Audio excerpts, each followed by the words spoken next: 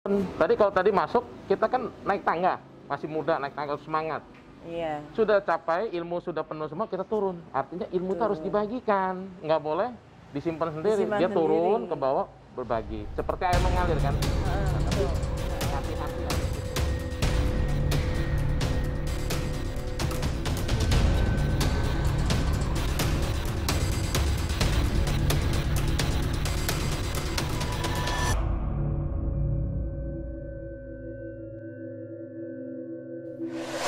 Selamat siang teman-teman, sahabat Justin di Justin Real Channel.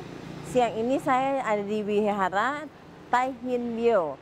Nah, wihara ini saya mau ungkap sejarahnya gimana, dan saya akan membawakan narasumber dari wihara ini.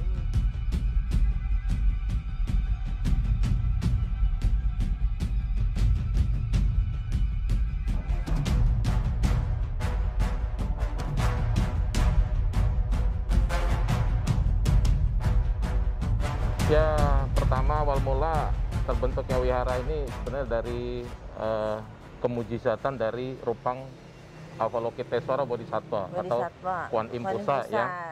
Jadi waktu itu terjadi semacam kayak tsunami besar ketika terjadi peristiwa meletusnya Gunung Krakatau. Nah, kemudian air itu sampai ke daerah Polda. Ada tubuhnya, ada kapal dan skoci itu sampai di Polda. Nah, kemudian ada satu keluarga yang waktu itu menurut cerita selamat dari musibah karena berlindung di bawah meja altar dari Kuan Im Pusat ya. Nah, jadi dari lama kelamaan mendengar kabar itu, banyak umat Buddha di sekitar kawasan ini ingin melihat seperti apa dan melakukan doa karena terbatasnya tempat dari salah satu umat tersebut, sehingga pada akhirnya ada rencana untuk membentuk satu semacam cetia gitu ya, cetia untuk melakukan peribadatan. Karena kalau di rumah umat kan mungkin agak kurang susah, Nah, ke wihara ini biasa umumnya masuk dari tempat ini ya. Ini ada simbol ya, seperti gambar ditunjukkan di sini. Ini masa muda datang ya dengan semangat menuju pagoda. Ini tempat semacam tempat suci. Jadi kita ingin belajar kebenaran itu harus penuh dengan semangat, nggak boleh tanggung-tanggung, nggak boleh nanti harus persisten dan tekun gitu ya. Jadi menaiki tangga ini belajar dari usia muda, harus semangat, belajar yang baik, yang benar, banyak menimba ilmu lah, intinya begitu. Nah, kita masuk dari sini ya. Nah, kemudian biasanya umat yang datang sembahyang, kalau sebelum masa COVID ini kita langsung biasanya cuci tangan di samping ada wastafel berdupa, terus kemudian untuk menyalakannya di altar Kuan Im langsung. Altar Kuan Im. Sembayangnya pertama di Tuhan Yang Maha Esa atau Tikong. Ya, Tentikong. Tentikong pertama di sana sembayangnya. Ya, nomor 1 sesuai di urutannya, kemudian di altar Buddha. Langsung duanya di Kuan Im. Yuk, mari kita sini. Nah, ini altar nomor 2 setelah Tentikong, kemudian Kuan Im. Nah, inilah Rupang Kuan Im Pusat atau Avalokitesvara Bodhisattva. Di situ ada namanya Kuan Im Hutcho, cerita awal saya tadi. Ya, ini yang tidak apa-apa. Banyak orang kesini merasakan manfaat bagaimana bantuan yang luar biasa dahsyat, maha welas asih ya. Semua Kuan Im Pusat ini tanpa pamrih menolong semua, mendengar keluhan dari umat yang datang melakukan persembahyangan di Wihara Tai Hin Bio Bandar Lampung ini. Nomor 3 ini adalah altar Kongco Kwan Kong atau Satya Dharma. Kebetulan pada hari ini merayakan ulang tahun ya Kongco Kwan Kong Sejit. Hari ini pas Lakgue GC. Lakgue GC. Lakgue GC itu tanggalan Cina pemirsa. Ya. Imleknya ya. Jadi hari ini banyak sekali lihat di altar ada persembahan dari umat semua ya sebagai ungkapan syukur. Nah, kemudian dari sini keempat, mari silakan. Nah, ini yang keempat. 4 nih Totikong ya. Ini Dewa Bumi. Diceritakan bahwa beliau dulu seorang perdana menteri yang baik hati ya, suka menolong, memberikan satu kedermawanan kepada mereka yang membutuhkan. Jadi sehingga banyak orang juga melakukan persembahyang kepada Dewa Bumi gitu ya, sebagai ungkapan syukur, terima kasih gitu. Kemudian nomor 5, nah di sini ada Capelohan. Ya, 18 arahat sepak lohan atau capek lohan ya. Nah, di sini ada sebagian 9, sedangkan 9-nya lagi di altar nomor 6. Nah, ini nomor 6-nya. Jadi 9, 9, 18. Jadi semua 18. Iya, artinya arahat ini jadi semua awalnya dari siswa Buddha ketika melatih diri mengambil jalan arahat, artinya untuk diri sendiri, melepaskan segala macam kemelekatan, ya keduniawian sampai tercapainya di mana. Tapi kalau bodhisattva yang kita kenal seperti contoh Avalokitesvara Bodhisattva Kuan Im Pusat. Dia disebut bodhisattva karena dia punya tekad nih. Dia punya tekad, salah satunya, saya belum mencapai kebudahan kalau semua penderitaan di dunia fana, ada makhluk yang masih menderita, saya nggak bisa tolong, saya nggak mau jadi Buddha. Dan ini semua 18 arahat, ada hewan di depannya. Ini punya simbol, ya macam-macam ada simbol. Cuman karena panjang ya kalau cerita 18 arahat, ada simbol yang nggak bisa saya ceritakan karena kan terbatas waktu ya. Sio semua kok ya? Ya, ada yang sio, ada yang enggak juga. Ada yang enggak ya? Iya, ada yang enggak.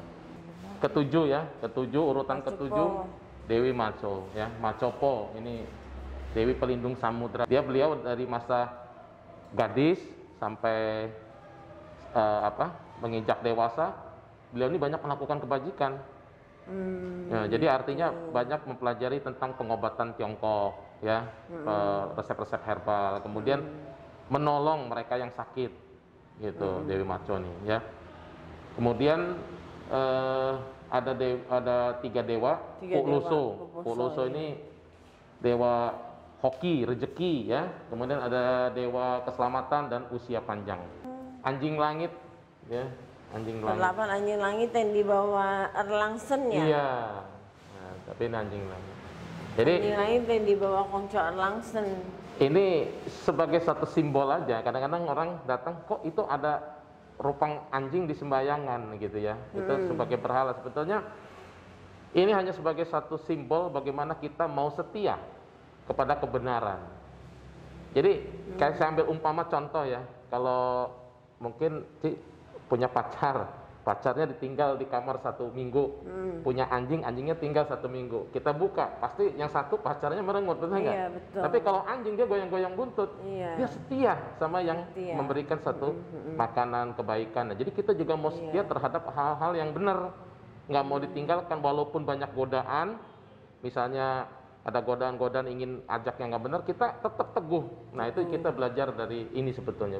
Bukannya rupangnya yang disembah sama, bukan. Baru kali ini kok saya lihat ada gitu rupang anjing langit. Baru kali ini loh pemirsa, saya melihat ada rupang anjing langit.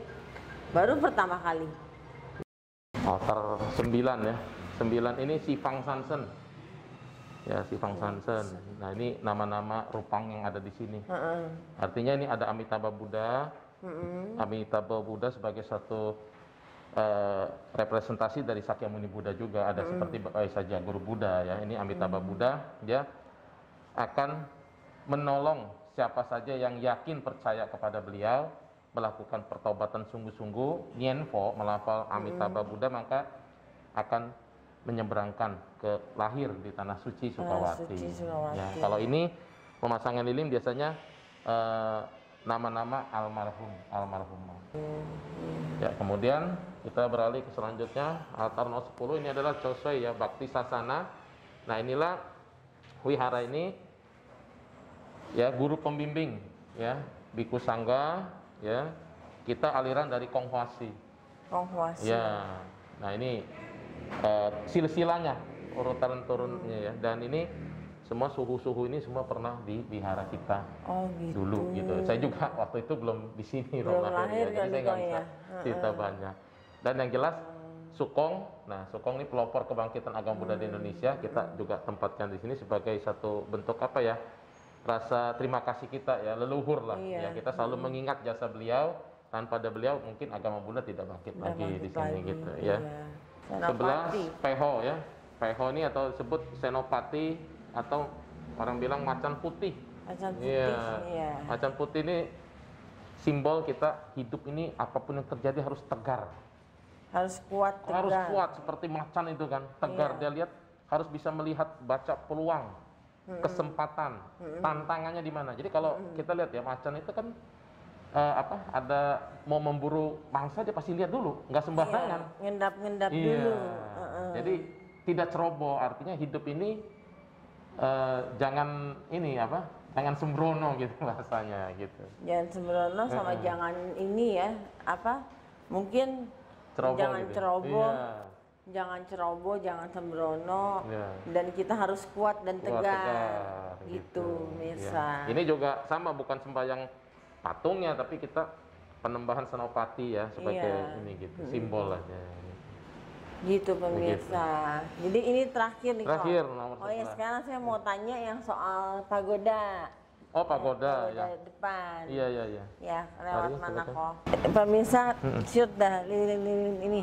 Lilin ini waktu dari Dewi Kwan Im Pusat ulang tahun atau mencapai kesempurnaan. Lak gue Lah gue Capkau kemarin, iya. Lah gue Capkau, dia mencapai kesempurnaan dan orang-orang banyak naruh lilin di sini Pasang ya. lilin ya. Iya gitu pemirsa.